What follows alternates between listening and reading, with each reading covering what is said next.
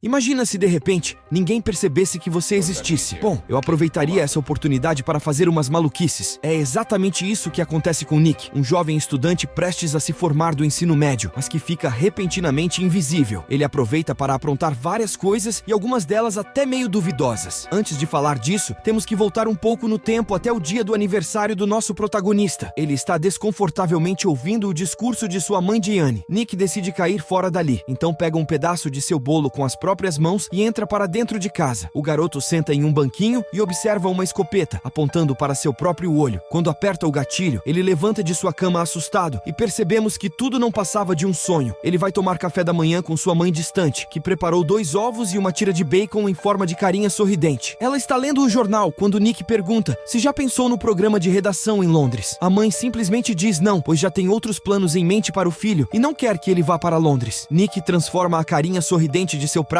em uma expressão triste, demonstrando o quanto está desapontado com Diana. Depois do café da manhã, ele vai de bicicleta para a escola, onde o vemos fazendo uma negociação com um aluno que pediu que Nick fizesse sua redação de francês em troca de alguns trocados. Nesse momento, uma garota aparece por trás do nosso protagonista e pergunta se ele vem para uma festa à noite. O garoto diz que está ocupado e tem algumas coisas para fazer. Pete Egan, outro estudante, é abordado no banheiro por uma gangue de adolescentes liderada por Annie. Aparentemente, ele deve uma grana para os criminosos e eles o ameaçam com uma faca. Na aula, um menino lê seu poema. Depois que termina, a professora pede a Nick que recite o seu. Ele começa a falar e parece que toda a turma fica entediada, pois aparentemente não gostam muito dele. Quando o sinal toca, todos pegam suas coisas e vão embora. No refeitório, Pete Egan, o cara que estava sendo agredido pelos agressores, se encontra com o nosso protagonista. Os dois são bons amigos. Então, quando Nick descobre que ele estava sendo ameaçado, vai até a mesa dos valentões para quitar sua dívida. Depois de pagar, provoca Annie, a chamando de perdedora. O comentário atinge a valentona e ela se levanta furiosa e ataca Nick. Os dois são levados para a sala do diretor, onde conversam francamente. Annie diz que ele não é melhor, pois faz redações e deveres de casa em troca de dinheiro. O diretor chega e a manda para casa. Depois que a garota sai, ele pergunta a Nick por que se mete com pessoas como Annie. Ela não tem ambição, enquanto ele tem um brilhante futuro pela frente. A valentona chega em casa e confronta sua madrasta por ela não ter feito o jantar para seu irmão. Seu pai chega e também briga com a mulher, apoiando sua filha de que deveria ajudar em casa, em vez de ficar o dia todo no sofá. Annie faz um sanduíche para o seu irmão Victor. Ele a pergunta se vai sair naquela noite, e a valentona diz que sim, o deixando bem decepcionado, pois sabe o que sua irmã vai fazer. Na casa de Nick, Pete chega e provoca o amigo por ter levado uma surra de uma garota. Ele ainda pergunta se vai na festa, mas Nick diz que nem estará na cidade, pois viajará para Londres, onde vai se matricular no programa de roteirista, ao qual sua mãe não sabe. Annie sai com seu namorado Marcus, e os dois vão até uma rua onde furtam um carro. Enquanto Marcus tenta abrir a porta, a garota encara as joias de uma loja e decide pegá-las. Annie quebra o vidro, enche a mão e corre de volta pro veículo. Marcus acelera e xinga a namorada por ter feito algo tão imprudente. A polícia os persegue, mas ele consegue escapar e se esconder. Na manhã seguinte, Annie se prepara para ir para a escola com a bolsa cheia de joias, mas Marcus tenta impedir e os dois discutem, o deixando bem furioso. Depois que ela sai, ele liga para a polícia e a denúncia. Na escola, ela esconde a bolsa no seu armário e assim que fecha, percebe que Pete estava observando. Alguns minutos depois, a polícia aparece, vasculham seu armário e descobrem as joias furtadas. Annie é levada para a delegacia e chegando lá, ela liga para Marcus e diz o que aconteceu. Na maior cara de pau do mundo, ele a pergunta se tem alguma ideia de quem a denunciou. Ela diz que sim e que vai cuidar disso. Após finalizar a ligação, Annie sai da delegacia determinada a se vingar daquele que ela acha que a delatou. Pete e Nick se despedem e o nosso protagonista vai para casa. Chegando lá, vemos sua mãe o esperando decepcionada. Ela descobriu sobre os planos de ir para Londres e se tornar um roteirista. Ele pede desculpas e diz que tentou falar disso, mas ela percebe que o filho estava planejando viajar há semanas, então apenas vai embora chateada. Para piorar, o garoto ia sem nem mesmo se despedir, o que a deixa ainda mais triste. Nick vai pro seu quarto e se prepara para ir embora. Ele pega um relógio caro e coloca no bolso. Pete corre desesperado, como se alguém estivesse o perseguindo. Ele é surpreendido com um soco na cara, sendo pego pelos capangas de Annie, que vieram o capturar para levá-lo até sua líder, que está furiosa achando que foi ele o delator. A valentona começa a espancá-lo com a ajuda de seus subordinados. Pete não aguenta mais a dor, então decide mentir sobre quem foi o dedo duro e diz que foi Nick. Apesar de parecer algo terrível de ser fazer com um melhor amigo, Pete fez isso na melhor das intenções, pois esperava que Nick já estivesse fora do país a essa altura. Mas infelizmente, o voo do rapaz atrasou, então ele foi para a festa dos alunos da escola. Nick está bem cabisbaixo com a briga em casa, então pergunta à sua namorada se ela quer ir para Londres, dá sua passagem e fala para ela se divertir. Aparentemente, a discussão com sua mãe o fez mudar de ideia, decidindo não viajar mais. Ele sai da festa e caminha sozinho pela rua enquanto se diverte chutando algumas lixeiras. Um carro começa a segui-lo e o empurra para o meio do mato. Annie e seus capangas descem e começam a espancá-lo. Pete também sai e tenta explicar, mas todos estão focados em quebrar a cara do pobre rapaz. Enquanto Annie está em cima dele, podemos ver que tudo isso é bem pessoal. Quando Nick estava se recuperando, ela o acerta um chute forte no rosto, o fazendo cair sobre algumas pedras. Todos se desesperam e ficam com medo de ir para a cadeia por ter tirado a vida de alguém. Eles decidem esconder o corpo, então o jogam em um buraco e tampam com a tampa de um bueiro. Durante o processo de escondê-lo, seu relógio cai, mas ninguém percebe. Pete vê tudo isso acontecer e não faz nada, nem mesmo chama a polícia. Com um amigo desses, quem precisa de inimigo? Annie vai para a casa de Marcus e conta o que fez com o cara que acha que a delatou. Nesse momento, ele percebe que tem sangue de uma pessoa inocente em suas mãos. Marcus diz que está em liberdade condicional e não pode dar abrigo a alguém que foi preso recentemente e que acabou de ceifar uma vida. Annie fica furiosa, então quebra algumas coisas de sua casa e vai embora. No dia seguinte, ela queima as roupas que usou na noite passada para tentar esconder algumas provas. Enquanto isso, Nick acorda na floresta e caminha perfeitamente bem. Ele vai até a escola e se senta na sua mesa, mas logo percebe que ninguém consegue vê-lo. Aparentemente, o rapaz ficou invisível. Nenhum aluno consegue notar sua presença, nem mesmo sua própria namorada. Achando que o rapaz não foi na aula, todos começam a falar mal dele, o chamando de pretensioso e dizendo que ele sempre tenta parecer melhor que todo mundo. Nick acha que tudo não passa de uma pegadinha, então pega um livro e arremessa, mas logo nota que o objeto nem se moveu. Ele vai até a sala do diretor e tenta ligar para sua mãe, mas apenas consegue escutá-la falando com os detetives que estão o procurando. Nick corre para casa, mas enquanto passa pelo corredor da escola, se choca com uma garota, derrubando suas coisas no chão, mas aparentemente isso só aconteceu na sua cabeça. Na rua, ele é atropelado por carros, mas não se machuca e consegue sair totalmente ileso. Chegando em casa, vê detetives por toda parte fazendo de tudo para encontrá-lo. Sua mãe está completamente devastada e ele tenta acalmá-la dizendo que não está morto, mas Diana não consegue vê-lo ou ouvi-lo. Nosso protagonista caminha cabisbaixo pelas ruas lotadas, como se descobrir que é invisível fosse a pior coisa do mundo. Afinal, ruim mesmo é ficar preso 8 horas seguidas em um trabalho com um chefe que não te valoriza. Caso esteja nessa situação, eu tenho um recado para você.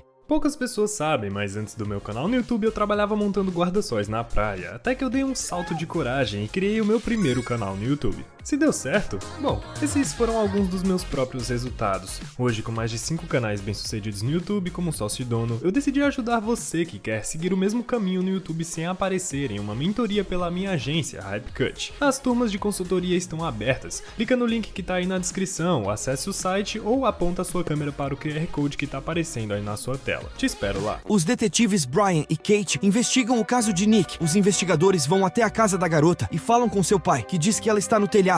Brian e Kate a interrogam. Nick também está lá e descobre que ela pensou que ele havia a delatado. O rapaz fica furioso e empurra a valentona do telhado, mas novamente percebe que não consegue interferir no mundo à sua volta. Os detetives levam um grupo de busca para a floresta, onde o corpo de Nick poderia estar. Ele corre direto para a floresta e tenta fazer com que o grupo de busca encontre seu corpo, mas ninguém consegue notá-lo. Um dos cachorros farejadores parece conseguir sentir sua presença, então ele tenta usá-lo para chamar a atenção de alguém até o lugar certo. O cachorro não consegue entendê-lo, mas acha o relógio do garoto desaparecido. Embora Pete e a gangue de Annie estejam em paz, ele ainda acha que serão descobertos em breve e diz que vai contar tudo para a polícia. Annie alerta que se ele falar, também vai ser preso. Nick ouve toda a conversa. A valentona volta furtivamente para casa e começa a arrumar suas coisas para fugir. Victor acorda e pergunta se ela vai embora e nunca mais voltar, assim como sua mãe. Annie fica de coração partido com a pergunta e começa a chorar. Apesar de ser cruel às vezes, seu irmãozinho é seu ponto fraco e consegue despertar o melhor dela. Ela diz para Victor não ser como ela. Enquanto conversam, o pai chega de repente e a manda ir embora. Os dois brigam e Annie diz ao pai que se algo acontecer com Victor, ele sofrerá as consequências. Assim que sair de casa, Nick aparece e faz um discurso, dizendo que ter problemas em casa não é motivo para ser cruel com as pessoas de fora, mas como esperado, ela não consegue ouvi-lo. A busca na floresta se intensifica. Podemos ver helicópteros, ambulâncias e várias forças de buscas. O comandante de tudo isso avisa que se Nick Nick ainda estiver vivo, ele não tem muito tempo. O filme nos mostra o corpo do garoto, que realmente está vivo. Ele tenta mover seus dedos quando vê as luzes do helicóptero